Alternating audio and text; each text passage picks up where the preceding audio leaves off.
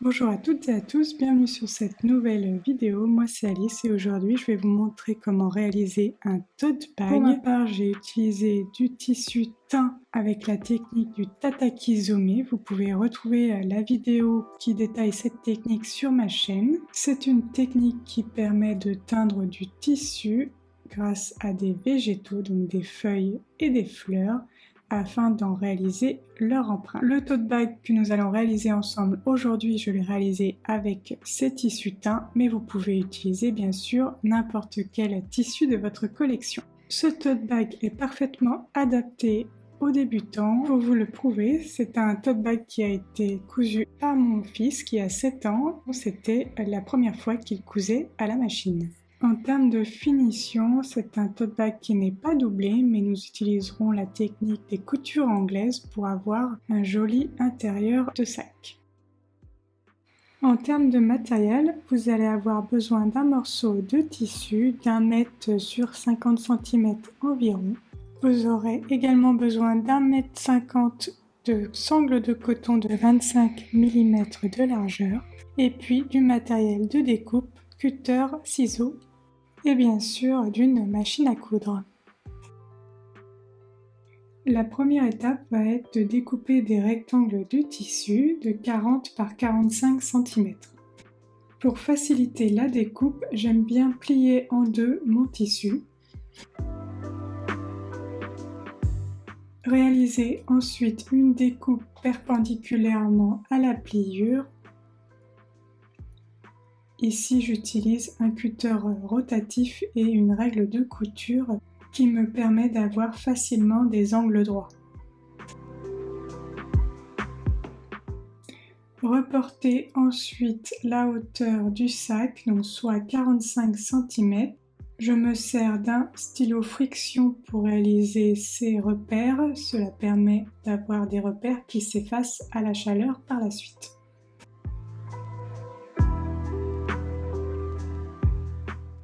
Réalisez une deuxième découpe perpendiculaire à la pliure à nouveau au niveau du repère de 45 cm que vous venez de tracer. Pliez en deux à nouveau votre tissu.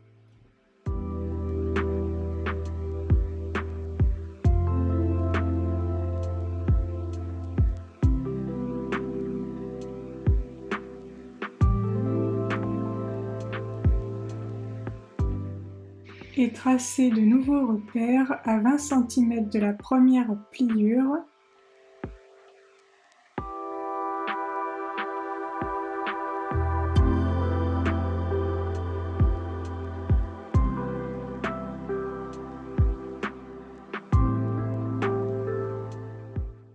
Et réalisez une troisième découpe le long de ces repères.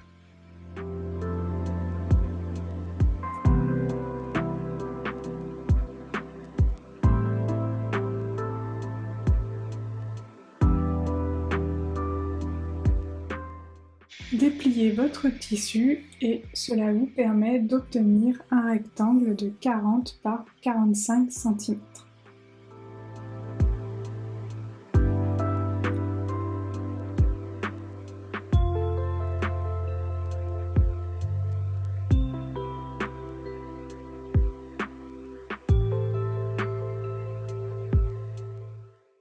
Vous allez pouvoir répéter cette opération une deuxième fois afin d'obtenir deux rectangles de tissu de 45 par 40 cm. Petite astuce, n'hésitez pas à rajouter une petite croix sur l'envers de vos tissus pour pouvoir les repérer plus facilement. Pour former les finitions du haut du sac, réalisez des repères à 2 cm du bord sur l'envers du tissu et sur l'un des petits côtés, donc un qui mesure 40 cm. Et tracez une ligne pour relier ces repères. Tracez une deuxième ligne, cette fois-ci à 6 cm du bord.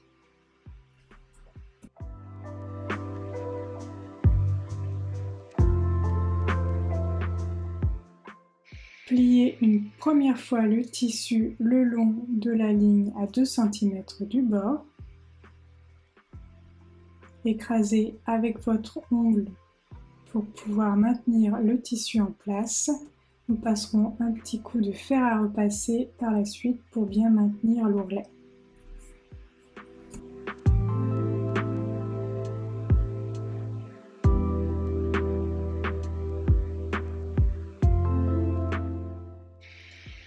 Repliez une deuxième fois le tissu le long de la ligne à 6 cm du bord. Vous formez ainsi un ourlet en haut du sac.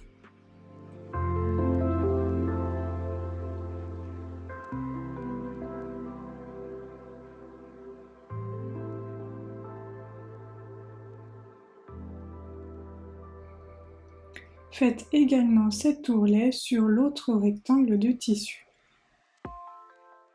Passez un petit coup de fer à repasser pour que l'ourlet se tienne bien. Vous allez ensuite pouvoir coudre votre ourlet en réalisant une couture à 2 cm du bord. Réalisez cette couture sur les 2 morceaux de tissu. En termes de sangles, vous allez avoir besoin de découper des morceaux de 140 cm de long. Donc j'ai reporté 70 cm et puis ensuite j'ai reporté cette mesure sur l'autre moitié de la sangle. Donc vous allez avoir besoin de 2 sangles de 140 cm de long.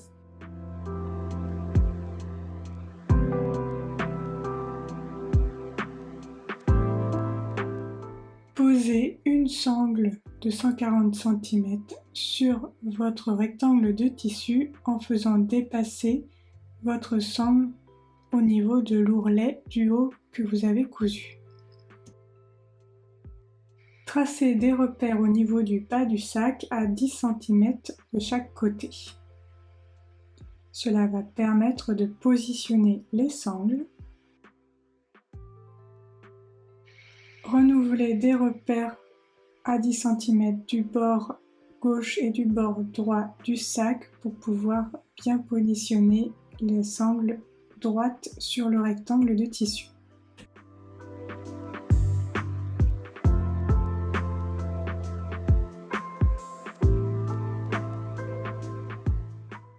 Épinglez votre sangle sur votre tissu et faites attention à ne pas vriller la sangle au niveau du haut du sac.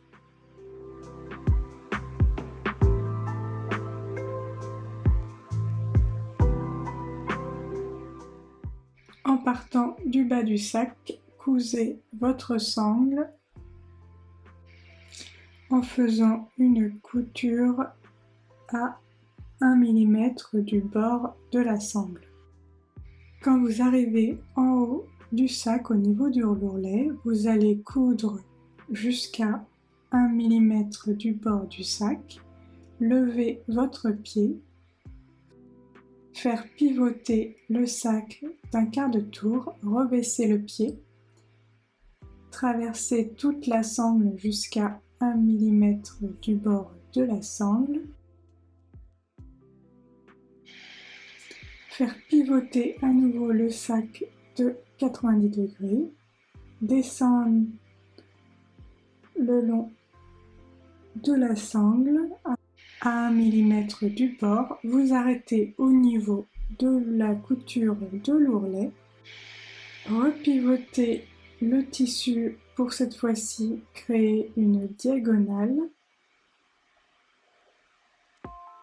vous arrêtez à 1 mm du bord, pivotez à nouveau le tissu pour coudre le haut à nouveau du sac, faire une nouvelle diagonale dans l'autre sens.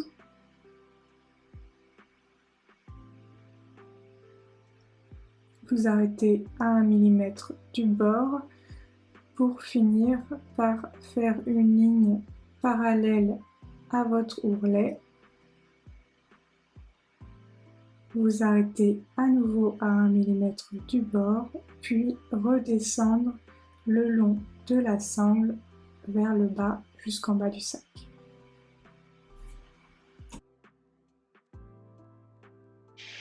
L'objectif est de créer ce petit carré de renfort au niveau du haut du sac pour que la sangle tienne bien.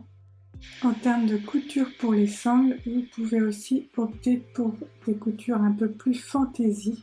Ici, il y a une petite couture avec des feuilles qui ne se voient pas énormément mais qui a été choisie par mon fils. Et donc là, je l'ai fait juste au milieu et j'ai fait les croisillons en haut. Maintenant, vous allez passer à l'assemblage du sac. Donc pour cela, on prend les deux morceaux avec les sangles et on les met envers contre envers. Donc c'est un peu différent de ce que vous avez peut-être fait par le passé en termes de couture. Généralement, on positionne nos tissus endroit contre endroit, mais il s'agit bien ici de les positionner envers contre envers pour pouvoir créer la couture anglaise que j'ai mentionnée en début de vidéo. Donc épinglez le bas de votre sac et réalisez une couture à 0,5 cm du bord.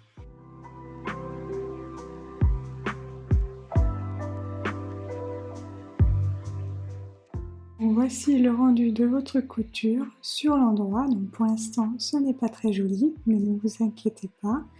On repositionne le tissu endroit contre endroit pour faire une nouvelle couture et emprisonner le surplus de tissu qu'on a laissé avec la première couture.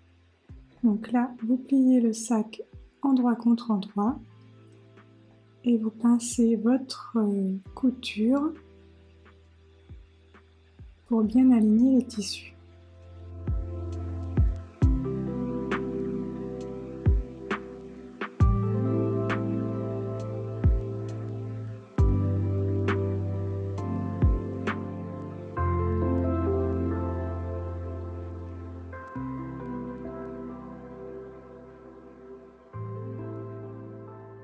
Après avoir épinglé ou mis des petites pinces, vous allez réaliser une deuxième couture au même endroit, cette fois-ci à 1 cm du bord.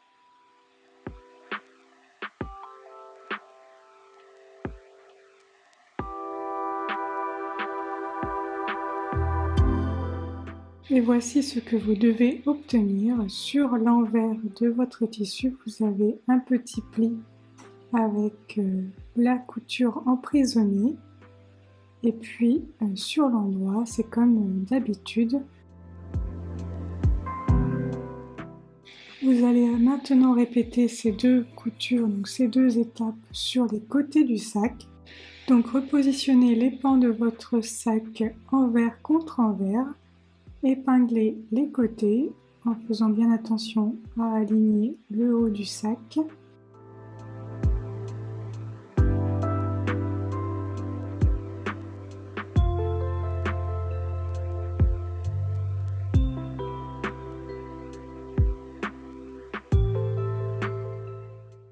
Réalisez une couture à 0,5 cm du bord sur chacun des deux côtés du sac. Une fois ces deux coutures réalisées, retournez votre sac pour qu'il soit à l'envers.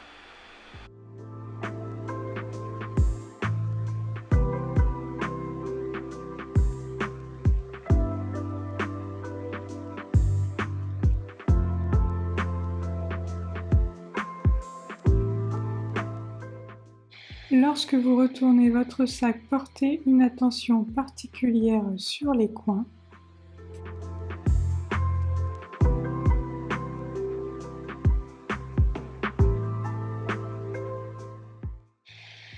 Et comme tout à l'heure, pincez bien votre couture pour pouvoir faire la deuxième et bien emprisonner le surplus. Vous pouvez éventuellement mettre des petites épingles ou des pinces pour maintenir cette couture en place.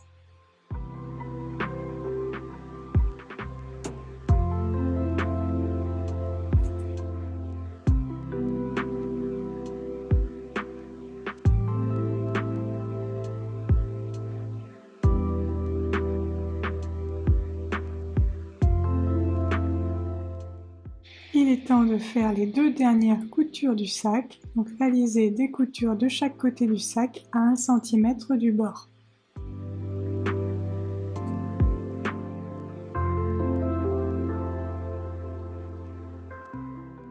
Et voilà, le sac est désormais terminé. Vous allez pouvoir à nouveau le retourner une dernière fois pour mettre l'envers à l'intérieur.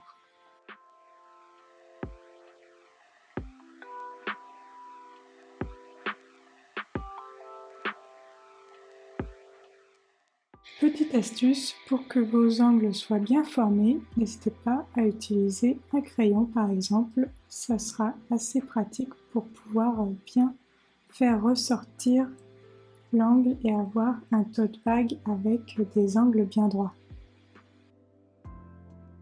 Et voilà, vous avez cousu un tote bag avec de jolies finitions à l'extérieur comme à l'intérieur, grâce à des petites anses en coton et puis à la technique des coutures anglaises pour avoir un tote bag sans doublure mais sans couture apparente. De notre côté, ce tote bag va être offert à la maîtresse par mon grand. Il est très fier d'avoir réalisé son premier projet en couture. Le cadeau a été emballé en mode zéro déchet en utilisant un furoshiki, donc c'est-à-dire un emballage cadeau en tissu réalisé à partir d'un reste de tissu écolier que j'avais à la maison.